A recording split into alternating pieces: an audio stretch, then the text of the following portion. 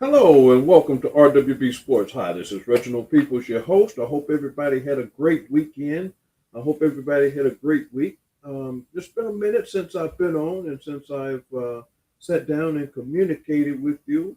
So I wanted to take this opportunity to come on and say hello, first of all, and let you know what's going on with RWB Sports and to talk a little bit of boxing because boxing is turned upside down right now as they coming into new ways of presenting the sport to us as fight fans and talk about the cancellation or the postponed event between Jake Paul and Mike Tyson and talk about the new boxing leagues that they have going on and what's going on in the heavyweight division. So we will start off, first of all, by saying thank you to Doobie, a sponsor for RWB Sports, and want to say thank you to them because they're part of what makes this happen. So if you haven't had an opportunity to go and check them out, go and check them out.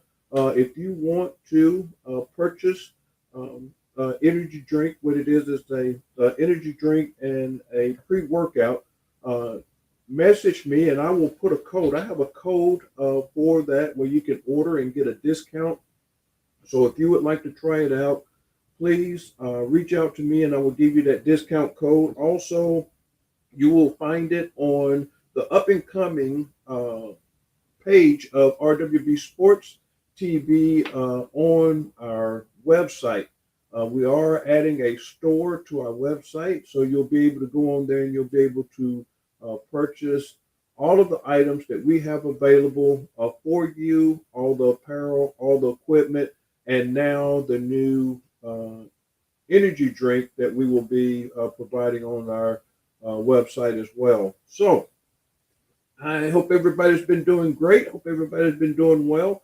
And let's go ahead and get into it. I've talked before because you know that we've talked about uh, Team Combat League and we talked about the different ways and way the sport is coming about.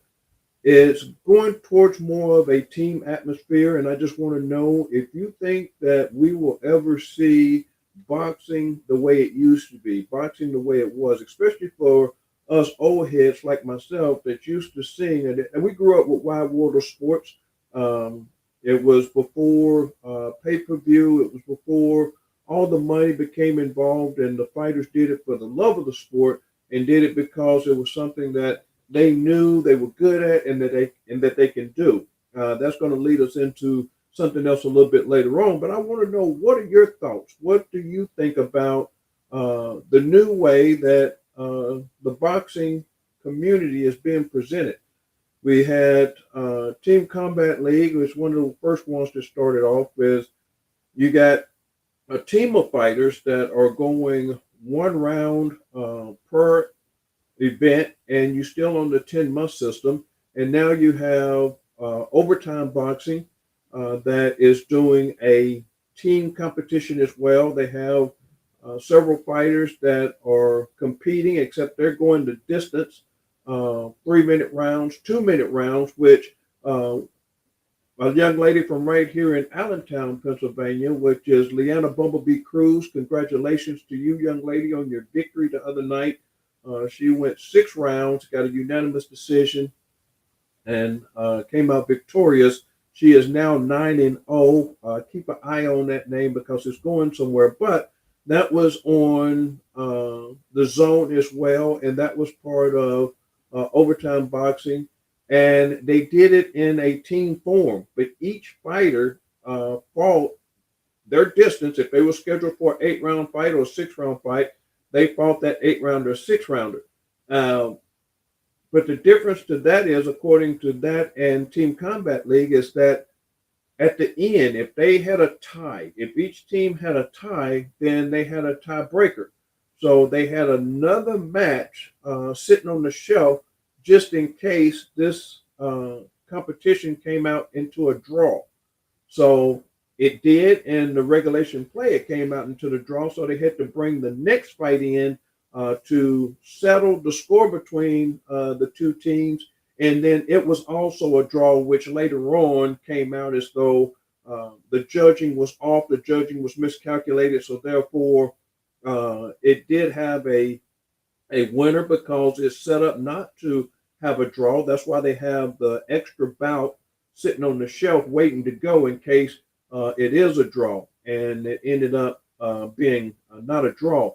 But yet you have the 5 versus 5 that was just on last night. And bless their heart, it just didn't come out right. And we'll talk about that later because I've always thought the heavyweight division was garbage anyway. Here lately in this new decade, we just don't have the fighters. We just don't see the fighters that we used to see in the heavyweight division. But we'll get into that. But you have 5 versus 5 that fought last night as well, and it was also a team situation to where you had one side against another. You had 5 fighters, which is 5 versus 5, and they all competed and came up with a score. They too fought an entire round. They fought an entire fight, and it was judged by the number at the entire fight. And you had a winner and a loser. So are we going towards team boxing now? Are they trying to make that a thing now? Or will we ever see the regular boxing the way it used to be? And I'm hoping that, through all this trial and error, we always come about with new ideas and new ways of doing things. But I just don't think that this is a way to go in the boxing community. Now, if you have like the team combat leagues, for instance, now I see them more as a farm team and more as a franchise, just like we have in baseball, football, things like that, is that you have these farm teams that, your major teams pull from throughout the year as they develop into professional athletes. And I see Team Combat League is doing the same thing as they give fighters an opportunity to expose themselves for one round to see if a trainer, manager, or someone like that would like to pick them up, sign them under contract, and promote and boost their career. But this other stuff, I just don't see a need or purpose in what they're doing in the fight sport. You're wanting to change something that has been, the same for so many years and that people love to see. If you want to actually change the sport of boxing and get more fans and get more people involved, take away the pay-per-view. And I understand that a lot of people, and especially the fighters, they rely on the pay-per-view because that's how they get their money. That's how they make their money. Now you have them, advertising and promoting themselves as they go out and do their shenanigans. In the press conference, they do their shenanigans and all their bantering and talking, before the fight to hype the fight up, but people are catching on to that. People are catching on to, what's going on in the boxing industry just to get the money. Things are being streamed now, but even being streamed, there's still pay-per-view. You still have to pay for it. So if you want to get, in my opinion, this is just my opinion alone, if you want to get, the fans and get the viewers back into the sport, drop the pay-per-view. Drop the pay-per-view and let's still put on these fights and let's still put on the caliber of events that you put on, but let's make it free. I mean, because you're going to get the people that's going to go and watch it live. All right. You're going to get the people to pay $3,000, $4,000, $5,000 a ticket, $300, $400 a ticket to watch it live. So why don't we let that be the revenue for the fight? And for those who can afford it, for those who love the sport of boxing, but just can't afford to get out to Las Vegas or get out to Atlantic City or get up to New York or get to Philadelphia to watch these fights, give them an opportunity to watch it because you're going to build your audience, you're going to build your following, and create more merchandise. I know a lot of people are starting to manage their apparel, manage their advertisement putting their logos on things and selling it. And that's another way that, they can boost their income, especially if you're a known fighter. But you have to build your clientele, and you can only do that if people get to watch you fight. Now, I know I've said it time and time again. You have people to follow you, but if you don't give back to your people, then they're not going to follow you. You can always get bees with honey than you can lemon juice, or flies with honey than you can lemon juice. I've said that many times before, but it still seems that people are still trying to push their fans aside and do it on their own. You're not going to be able to do it without your fans. You have plenty of boxing fans out there, but fight fans watch fights for a reason. One, they're either watching their favorite fighter fight, and they're supporting them and putting all their betting money behind them, or it's a great matchup. You may not like either fighter, but you know the sport of boxing, and you know a good matchup when you see one. And so you're going to support it in that way. But I think we need to get back to the basics of boxing and get all of these other shenanigans out of the way. Team boxing, I don't see it. Trying something new, I understand, but I just don't see, it going anywhere. I don't see it going very far. I could be wrong. If you have a different opinion on it, I wish you would try and, explain it to me and get me to understand it, make it make sense to me. But I still think the old school way of doing things is the best way of doing things. Just let them fight, make the fights, match the fights, put them together, take the pay-per-view away from it, put it on a Saturday night, put it on a Friday night, and let the viewers see it. I mean, because you're going to get a bigger audience in doing that than you will this team stuff. Like I said, TCL, I think when they made their approach at it, I think they approached it in the right way, because they're more of a franchise or a farm team, so to speak. It's giving, like I said, promoters and sponsors and things like that an opportunity to see them showcase their skill in one round. It's set up in a team atmosphere, but you have one round because there's big name promoters, big name sponsors, big name trainers, managers that go to these shows, and they able to pick and choose, which fighters they feel that's going to be, prosperous and that's going to, be a future champion going forward. And they have an opportunity to get to them, to maybe sign them, to maybe offer them a contract deal. I think that's as far as it should go.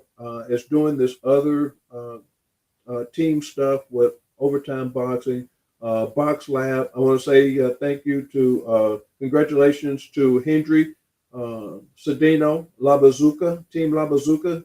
He won Saturday night on Box Lab. So congratulations. Those two are from right here. Hendry is right here from Reading, Pennsylvania. And he won the other night. He went the distance with his guy, but he put on a great showing in there with someone that was 22-3. He didn't get the stoppage, but he did show and showcase his skills in order to be able to go to the next level. And Leanna Cruz, who's right here from Allentown, Pennsylvania, she put on a great show too. So shouts out to those two. Congratulations. Philadelphia and Pennsylvania has a lot of upcoming prospects, and they're starting to put Pennsylvania back on the map. Back when the executioner was here, Garcia, is still here. He's still performing, still putting on great shows. He's got a show coming up in Atlantic City, June 15th. He's got a show. Also, right here, June 7th in upstate New York, we got David Dynamite Stevens from right here in Reading, Pennsylvania. He'll be fighting in upstate New York at a minimum weight division. So, the sport is still thriving. The sport is still there. The sport is still, going to be what it's going to be. But, we just have to, you know, give the folks an opportunity to see the fights, give the folks an opportunity to, be able to participate. And I think one way of being able to do it is taking away the pay per view, taking away, I mean, like I said, everything is going to streaming. You can, if you have a smart device, you will be able to watch the fights from anywhere, but make them available to the people to be able to do it. It's enough that they have to pay for, uh, the streaming platform. It's enough they have to pay for the device, that they stream on, and that's costly enough. They have to pay a monthly bill for that. So why not just make it free? Now, now that we got that out of the way and we sort of have a understanding of, the sport of boxing, where it's going, and what it's going to do. Let's talk about the cancellation of the Jake Paul Mike Tyson fight. It was postponed and pushed back because health conditions of Mike Tyson is what is being said, is what's being mentioned. I think it was a smart call. I think the behind the scenes of it could be a little bit more entailed than what they're coming out and saying, but there's a lot of different people stepping up saying that they will be the fill-in for Mike Tyson on that fight. I think it would have made a mockery of the sport. You have a 20-something-year-old fighting a 57-year-old. I just don't think that it would have been, good for the sport. It, and that's just me personally. Me and Mike are the same age. I know that even though deep down inside you feel as though you still have it, you feel as though you can still get out there and participate and get down with those younger guys. But, those younger guys are a different breed. We'll get into that too. They're a different breed. They hit harder. They're bigger. I won't say that they're naturally stronger. It's a possibility they could be, stronger. But just the youth alone is going to prevail in that sport. And Mike Tyson could have potentially gotten hurt. So I am sort of on the fence on that, but I'm kind of glad that it didn't happen because I didn't want to see anything happen, to a legend of the sport. There's going to be plenty more opportunities for Jake Paul to fight. He's young, so there's going to be plenty more opportunities for him to get in there and fight. I want to see him fight someone that is ranked at this time. All of the opponents that Jake Paul has fought have been fighters of the past. They're out of their prime. They're over the hill. And he's getting in there with those guys, and his youth prevails every time. He basically dominates the entire fight. So I want to see, what he's doing. He's training and he's working out with a good friend of mine in Coach Larry Wade, and he is a strength and conditioning coach for Jake Paul. And I know that he is getting Jake Paul in tip-top condition and getting him in shape. And I think he should use that ability and use that skill that he's receiving from Coach Wade to actually take on oppositions that's going to actually put his name on the map. Him fighting Mike Tyson probably would have made his mark in the boxing world, but I don't think it would have given him the elevation that he was looking for if he fought a Canelo or if he fought a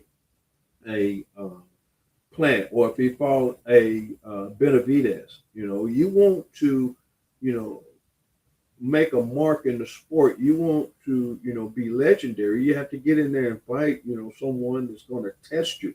These guys that you're fighting, they're not testing you because they're not even on your level. They at one point in time they may have been on your level, but the age that they are now, they're not on your level. Nowhere close. You are Your youth, for one, is going to prevail every time. Uh, your determination is going to take you over the top.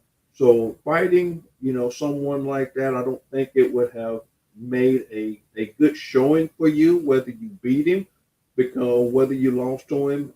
So I would like to see you get in there with someone that is currently ranked, that is currently making a mark in the sport, or someone that's coming up. Get away from these has-beens, as I would call them, and invite someone that you would. It's going to give you, some sort of a fight, some sort of pushback that's going to make a name for yourself. I know I saw and I read where Bernard Hopkins was going to step up. Another one that is pretty much, done. He's retired. He's going to come out of retirement. He's going to fight somebody, 20 years his junior, and it's not going to make a showing for him. I had a friend of mine, Greg Page. He's an old school fighter. He used to be Muhammad Ali's sparring partner, and he just didn't know when to say when. He took a fight up for an up and coming young heavyweight up in Kentucky. It's been several years ago, and he got hit. He got knocked out, fell. His neck landed on the ropes, broke his neck, paralyzed him from the neck down, and eventually, he passed away. But that's what happens when you get in there with those young folks and trying to make a name for yourself. It's hard to be at the top and be recognized by so many different people, and then you come down and you're not recognized. So you're willing to take anything to try to get your name back out there. But I just don't think that would have been a good matchup, and I don't want to say that I'm happy that the fight fell out, but in a way I am happy that the Jake Paul Mike Tyson fight didn't happen, because I wouldn't want to see anything happen to Mike. And I know that Jake Paul and Coach Wade has been working diligently and getting him ready and getting him prepared for this fight, but it happened for a reason. Now, speaking of that, because that is the heavyweight division, I want to express myself about the heavyweight division and what happened last night as the captain of the team who lost last night, Deontay Wilder. I've been saying for years now the heavyweight division was trash. The heavyweight division was garbage. You had Usyk, who just unified the heavyweight division a couple of weeks ago, a week or two before this fight. And then you had this fight that happened last night between Zhang and Wilder. I told people in the beginning, people was messaging me, asking me what were my thoughts on the fight, and I told them right up front that Wilder was going to get stopped. Wilder should retire. Wilder has never been a true heavyweight. Everyone that he fought to give him that 43-0 record were bums. He had 40 knockouts, and then when he actually got in there and faced an opposition of someone who could take that